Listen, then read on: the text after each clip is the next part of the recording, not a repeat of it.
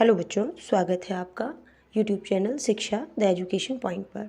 आज इस वीडियो में हम क्लास 10th की हिंदी की बुक क्षितिज के काव्य खंड के अंतर्गत पाठ 5 के अनुवादों को समझेंगे, जो कि 2 भागों में बांटे गए हैं। पहला भाग है उसका उत्साह, दूसरा है अट नहीं रही है।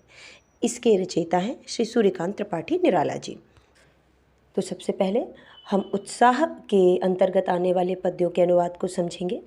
बच्चों, उत्साह और प्रसन्नता को हम सामान्यतः एक ही अर्थ में लेते हैं। उत्साह और प्रसन्नता में अंतर होता है। प्रसन्नता हमें कब होती है? जब हमें कुछ प्राप्त हो जाता है, तब हमारे मन में जो भाव होते हैं उसे हम प्रसन्नता कहते हैं। और जब हम किसी चीज़ को प्राप्त करने के लिए प्रयास करते हैं, सकारात्मकता से प्रयास करते हैं, बड़े ही आनंद के साथ प्रयास करते हैं, तो ऐसे भावों को हम उत्साह कहते हैं। इस भाग के अंतर्गत कवि ने जो उत्साह की बात की है वह बादलों के माध्यम से बताया है। यहाँ पर उन्होंने प्रकृति का चित्रण करते हुए बादलों से कहा है कि वे आएँ और बरसें। जैसे कि हम सभी जानते हैं कि जब बादल बरसते हैं तो सभी के मन में आनंद होता है, सभी प्रसन्न हो जाते हैं। तो पहला भाव तो कवि का यह है कि गर्मी से परेशान, तपती हुई धरती से परेशान लोगों को जो बादल हैं उनकी बारिश से आराम मिले।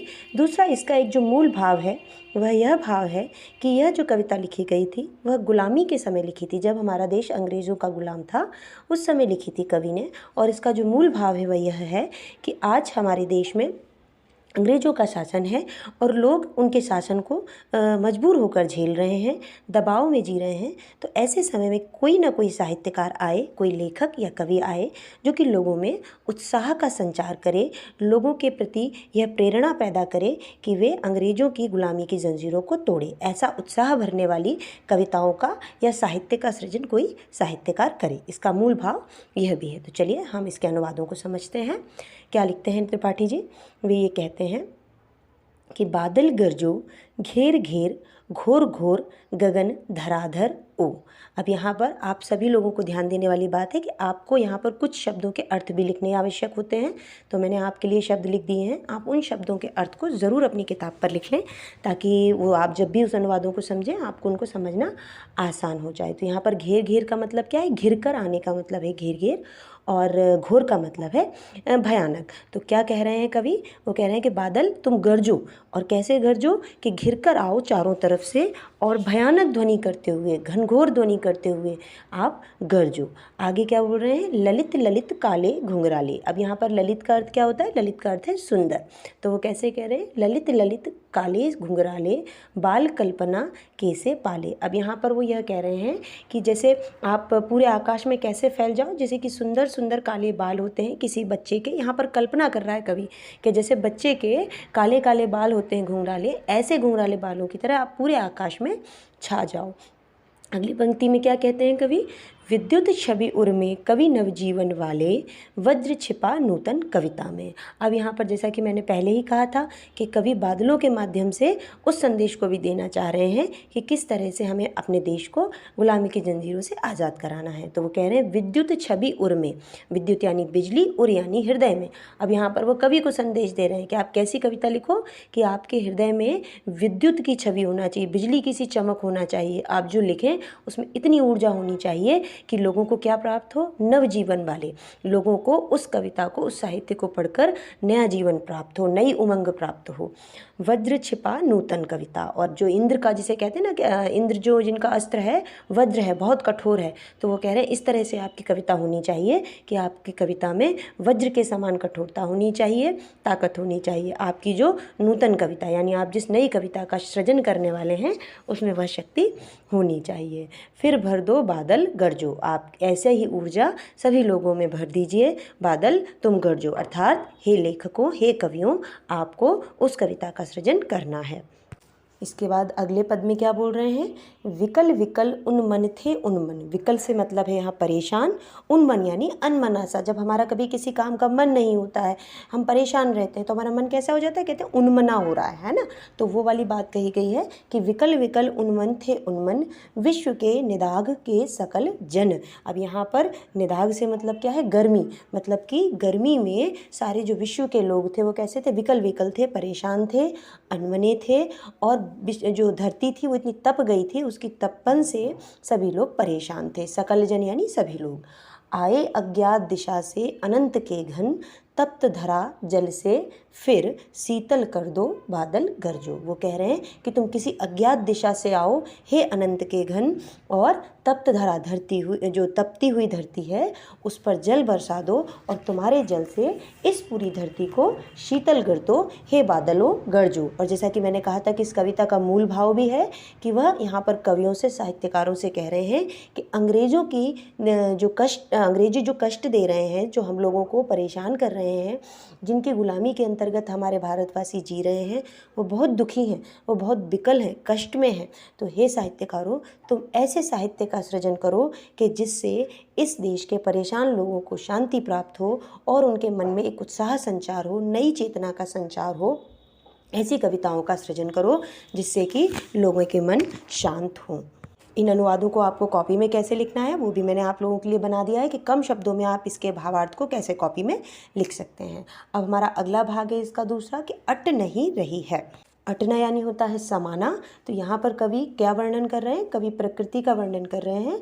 प्रकृति में फागुन माह का वर्णन कर रहे हैं कि किस तरह से फागुन माह में प्रकृति में नई सुंदरता होती है, और वह सुंदरता इतनी बड़े स्तर पर होती है कि प्रकृति में भी वह समा नहीं पाती है। जैसे कि किसी बर्तन में हम कोई चीज़ रखते हैं और यदि वो बर्तन भर जाता है और उसके बाद भी उस चीज़ को हम डालते जाते हैं तो वो क्या होता है, वो फैलने लगती है वो चीज़, और हम क्या कहते हैं कि अब ये इसमें समा नहीं रही, अब इसमें ये बनेगी नहीं। इसी तरह से कवि कह रहे हैं कि फागुन माह की सुंदरता इतनी अधिक होती है कि प्रकृति में वह समाती नहीं है। तो हम अनुवाद देखेंगे इसका कि क्या बोल रहे हैं। अट नहीं रही है आभा फागुन की, तन सट नहीं रही है। मैंने पहले ही बताया कि अटने का अर्थ है समाना, मतलब कि फागुन के महीने की जो सुंदरता है वह अट नहीं रही है, वह प्रकृति में समा नहीं रही है। कहीं सांस लेते हो घर घर भर देते हो, यानी कि क्या बोल रहे हैं कि फागुन मास का मानवीकरण किया है। मानवीकरण मतलब क्या होता है कि उस चीज़ में मानव की संवेदनाओं को जगा देना, ऐसा महसूस करना कि वह भी एक मानव है, एक इंसान है। तो यहाँ पर कवि फागुन को एक मनुष्य की तरह सोचते हुए बता रहे हैं कि कहीं सांस लेते हो। फागुन मास के लिए कहा गया है कि तुम जब सांस लेते हो तो क्या होता है, घर घर भर देते हो। तो फागुन के महीने में कहा जाता है कि इस महीने में वसंत की ऋतु का भी आगमन होता है, पेड़ों पर नए नए पत्ते होते हैं, नए नए फूल होते हैं, तो उसकी सुगंध से क्या करते हो, घर घर भर देते हो। यानी कि फागुन मास जब तुम सांस लेते हो तो घर घर में भर देते हो सुगंध को। उड़ने को नभ में तुम पर पर कर देते हो, मतलब कि तुम्हारी सुगंध इतनी व्याप्त हो जाती है सभी दिशाओं में कि उसमें पर लग जाते हैं, पर यानी पंख लग जाते हैं, और वह आकाश में उड़ने लगती है। उड़ने को नभ में तुम पर पर कर देते हो। आँख उठाता हूँ तो हट नहीं रही है। अब कवि क्या कह रहे हैं कि मेरी आँखें जो हैं वो मेरी आँखें फागुन मास की सुंदरता से मैं हटाना भी चाहता हूँ तो नहीं हट रही हैं। हम लोगों के साथ भी ऐसा ही होता है ना कि कई बार बहुत सुंदर सुंदर दृश्य हम देखते हैं तो हमारा वहाँ देखने के बाद हमारा मन ही नहीं होता है कि हम किसी और दृश्य को देखें, हम ऐसा लगता है कि हम उसे एकटक देखते रहें। तो कभी वही कह रहे हैं कि मैं आँख हटाना भी चाहता हूँ तो मैं अपनी आँखों को हटा नहीं पाता हूँ। पत्तों से लदी डाल कहीं हरी कहीं लाल। कवि क्या कह रहे हैं कि बसंत के मौसम में जो कि कहा गया है कि फागुन मास में बसंत ऋतु आ चुकी है, और बसंत ऋतु के आने से क्या हुआ है कि पत्तों की ये जो डाल है पेड़ों की वो पत्तों से लद गई है, क्योंकि इसके पहले पतझड़ का मौसम था। पतझड़ से सारे पुराने पत्ते उतर गए थे पेड़ों से, अब नए पत्ते आ गए हैं, तो नए पत्तों से पूरी डाल जो है वो लद गई है। और पत्ते भी कैसे हैं, कहीं हरे पत्ते हैं तो कहीं लाल हैं। आप लोगों ने भी देखा होगा कि जब कई पेड़ जो होते हैं उनमें नए जो पत्ते होते हैं, जो कोमल पत्ते होते हैं, वो कुछ लाल रंग पे होते हैं, कुछ हल्के हरे रंग पे होते हैं। तो कवि उसका वर्णन कर रहे हैं। कहीं पड़ी है उर्मे माल गंध मंद पुष्प माल। क्या कह रहे हैं, कहीं पड़ी है उर्मे मंद गंध पुष्प माल। और वो कह रहे हैं कि ऐसा लग रहा है कि उस जो प्रकृति ने वर्णन किया है, प्रकृति के अंदर वर्णन कर रहे हैं कवि, वो कह रहे हैं कि मैं तो तुम्हारे सौंदर्य में इतना डूब गया हूँ कि तुम्हारे उन पत्तों को देखकर ऐसा लगता है मुझे कि तुम्हारे गले में पुष्पों की माला पड़ी हो, नए पत्तों की माला, मंद गंध पुष्पमाल। मंद मंद यानी धीमी धीमी गंध की पुष्पों की माल तुम्हारे गले में पड़ी हो। किसके गले में पड़ी हो, फागुन मास के गले में पड़ी हो। पाट पाट शोभाश्री पट नहीं रही है। और अब आगे कवि बोल रहे हैं कि उस पुष्प की माला की जो सुगंध है वो सभी जगह फैल गई है और कहीं भी समा नहीं रही है। पाट पाट शोभाश्री पट नहीं रही है। शोभा यानी उसकी सुंदरता जो है वो कहीं भी समा नहीं रही है। प्रकृति में फागुन मास की सुंदरता इतनी अधिक व्याप्त हो गई है। तो बच्चों, यहाँ पर आके आपके इस पाठ के अनुवाद पूरे हुए। आशा करती हूँ कि आपको अनुवाद समझ में आए होंगे। इस जो दूसरा भाग है उसके भी अनुवादों को आपको कॉपी में कैसे लिखना है वो मैंने आपके लिए इस वीडियो में दिखाया है। आप सब उसको लिख सकते हैं। आपको कहीं भी कोई डाउट है तो आप उसको कमेंट सेक्शन में लिख सकते हैं। मैं बिल्कुल आपको उसके जवाब दूंगी, उत्तर दूंगी।